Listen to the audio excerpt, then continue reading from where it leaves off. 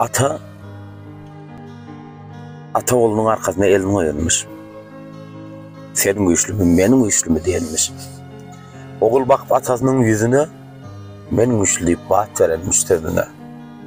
Eni görmedim ben böyle enteli. Ata el almış ağır paltağını. Ondan geçmiş ulu töngüyen taşına, ağın der koşulup göz yaşına. Yankı cevap sığman atağın yüreğine, daha şuurat çokmuşsun ağacın deregine. Yine diyen ata oğula qarap, indi kim güçlüdür, sen bergün cevap. Oğul diyen geçkin bar bolsa atam, indi sen güçlüsün mehriban atam. Bu cevap atağın qakarını götürenmiş, çökü düşüp takır yerde oturunmuş. Karankılap yaktı jahan gözünde, o çavlap çıkmış nurlu yüzüne. Yağı men güçlü deyip aytmadın mı sen?